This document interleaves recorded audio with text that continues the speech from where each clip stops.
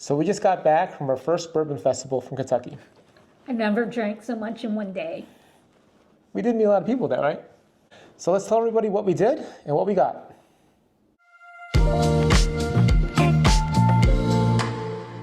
Welcome back to Beer Man Drinks. I'm Oliver. And I'm Christine. So yeah, we're going to talk today about our weekend in Kentucky. Had a good time. But before we start, if you haven't done so yet, please like and subscribe. turn on notifications so you get everything that's new. Thanks, guys.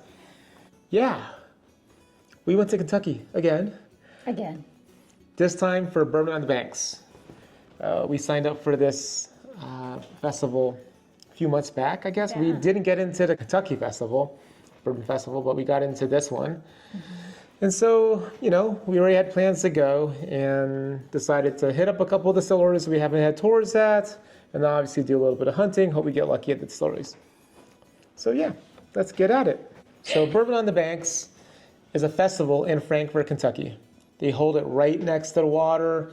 It was so on the pretty. banks. Yeah, it was really pretty. Set up with a bunch of tents, vendors, food trucks. You Sun name was it. out. We had good weather. It was a good weather. I think I got a tan. I'm burned. But it was fun. So we went to a lot of distillery tents, had a lot of samples. What were the good samples that you remember? They had 1924, which is cool. Oh no. We had a game plan. He said, let's go all the way to at the end and start from there. Yeah. And I don't know if it's because we were there, one of the first people there, but they were giving a pretty generous pours. What was your favorite place, though? Which one did you enjoy the most? Which one did I enjoy the most? 1924, Old Forester? Yeah. There were some pretty good distilleries there. So Old Forester was there, serving 1924. That was probably the most allocated bottle that I saw there.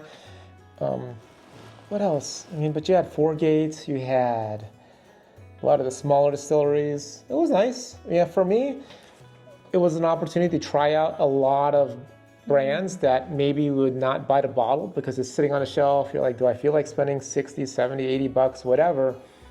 There you could try them out and determine, hey, does it fit my palate? Is it something I want to do? And, you know, I think the Twilight tickets were about $50, $55, which is pretty good. I mean, to drink that much bourbon, if you could actually drink that much bourbon, you're getting your money's worth.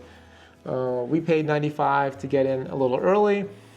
I didn't know if there was an advantage to that because unlike the Kentucky Bourbon Festival, if you got in early with VIP, you were able to buy some really allocated bottles. I didn't really find that at this festival. Or did we see any? I didn't see any. They weren't selling 1924. Yeah, so I mean, it was. I'm not sure if the early admission was maybe necessary unless you really wanted to get in and out. And for us, I guess that was the plus: getting in, avoiding crowds, getting some drinks first, and so. Anyway, we did pick up a handful of bottles, not a lot of stuff, because I had already bought a bunch of stuff before the festival. But let's get started here.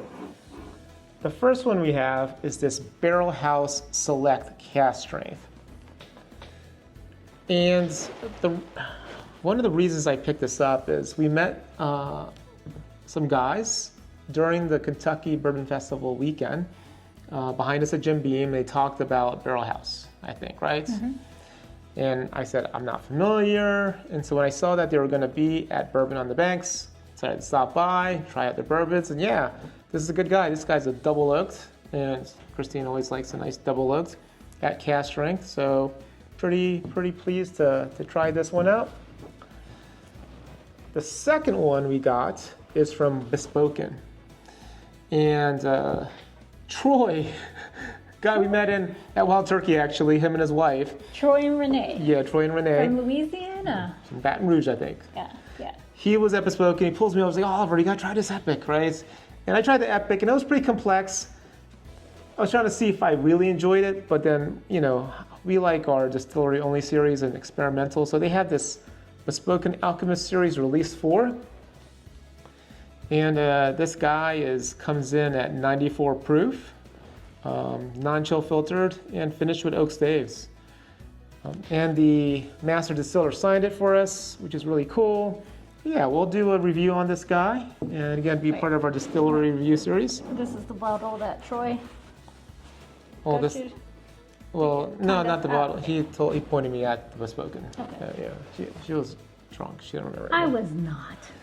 I was not. I was having fun. So then the last one we got at we actually didn't get this at the festival. It was Forgate. We tried this bottle at Forgate, and they had it for sale at the festival. I think there was a store selling a bunch of the spirits on behalf of the distilleries that were there.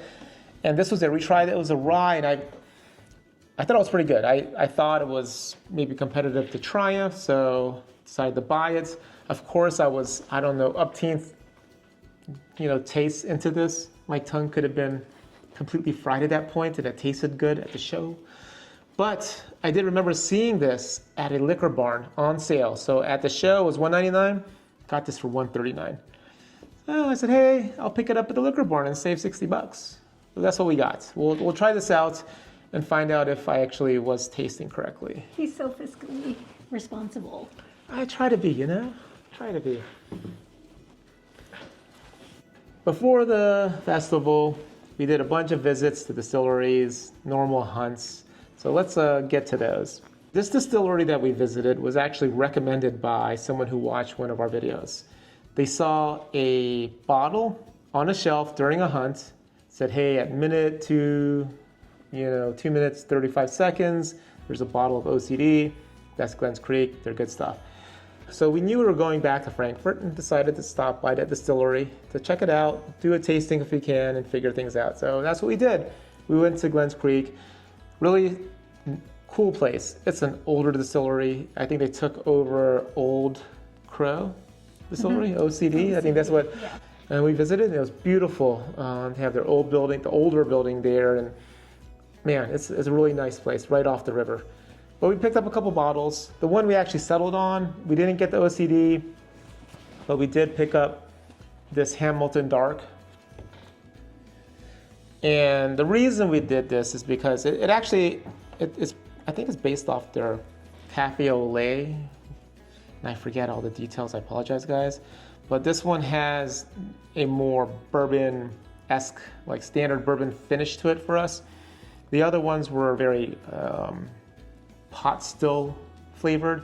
And that's, I was glad we went because that's where I learned what pot still flavored bourbon tastes like.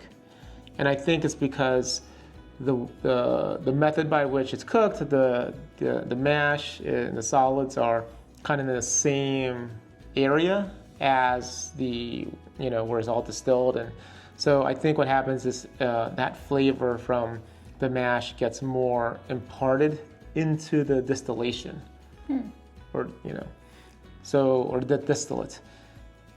That was kind of good to learn, right? Because you hear people talking about the Willet pot still and other. So I felt like I learned that pot still flavor versus a column flavor, which is what I think we're all kind of used to right now, is a column flavored bourbon. So yeah, got this guy, and then we got another bottle, but it's not a whiskey. Got their hot sauce, and you can try this at the bar too. And this is actually a delicious hot sauce, surprisingly. I liked it. That's right? why we bought it. You bought it. I mean, it's a $20 bottle of hot sauce. But this is good. We're gonna eat this with some good stuff. But that was Glens Creek. Try to stop by if you can, pay them a visit. The next place we went to, and it was because we found out they were dropping, I think Blanton's, but we're in jail for Blanton's at the Trace Distillery. But they were doubling up this weekend. You guys should always check. They were doubling up with some Weller. So we picked up some Weller. These make nice gifts. Or just bring them to parties. So basically that's what we picked up, with some Weller Special Reserve to add and to give to people. Of course, we had to stop by Heaven Hill. And I picked up a Grain in the Glass, Weeded. It's the one we're missing. So had to get this. He had to get it. Had to complete the set. The inner collector / tater, and he said complete the set. And I heard this is the best one of the three. And so I had to get the one that was actually tasty, right? But got this, and I was able to find Larceny Barrel Proof C924. I couldn't find the Elijah Craig Barrel Proof, but we got this, so we'll try this out and compare it against the other ones we have from this year. Okay.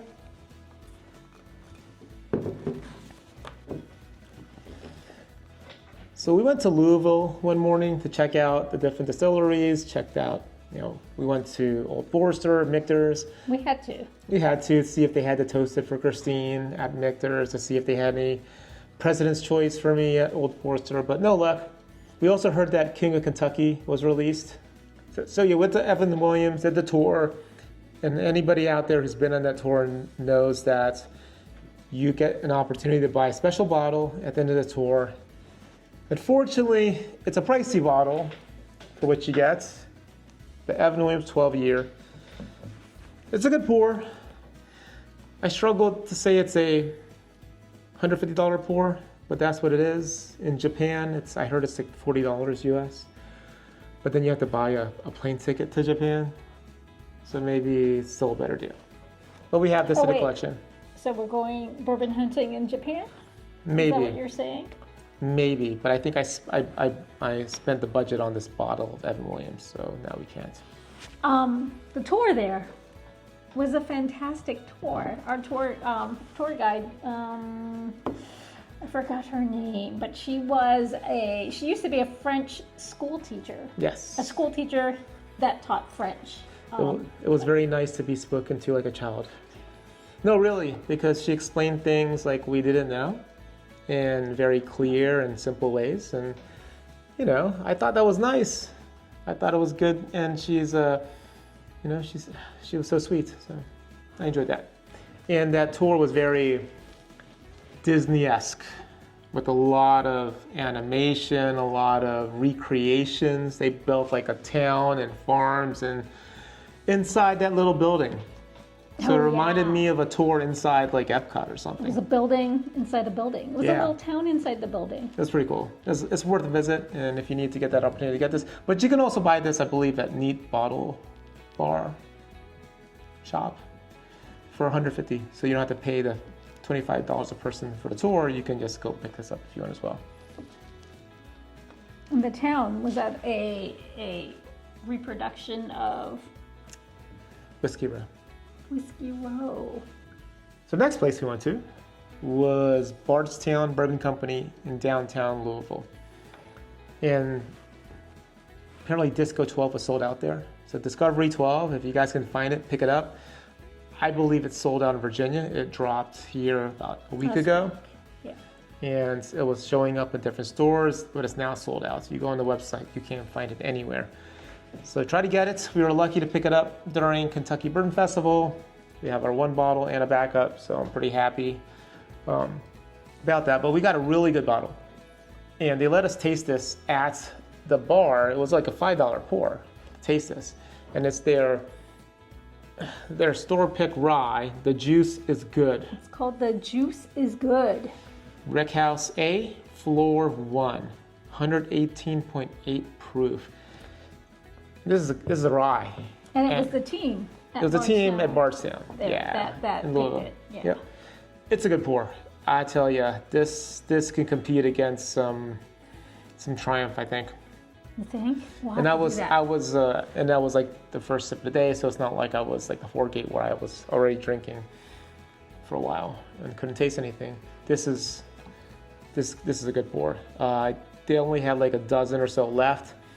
If you guys are watching this and in the area, try to pick one up. It's only $79. All right. So in line at one of the distilleries, just chatting with with people in line. One guy we met actually mentioned finding some Weller foolproof store picks for around $150. I'm like, that's a good deal for a store pick, Weller foolproof. Just for standard Weller foolproof in our area, in the DC area, it cost us minimum $200 is the lowest I found it. So when I heard $150 for a store pick, I thought that was, a decent price to finally get it in the collection because we don't have it. We've been hunting for it. I'll probably never see it for SRP. So the store pick was one of those drivers to say, hey, go ahead and get it. So we drove to this little town, I guess northeast of Louisville, called Eminence. And there's a couple liquor stores there, and both owned by the same person, and they had their Weller Foolproof with their store pick sticker there. And you know, my fuzzy math says that since I saved $60 on that bottle of Forgate, and I was willing to pay full price at the festival, I'm gonna take the $60, bought 2 bottles, divide that by 2, so $30 off this 100. So I basically got for $120.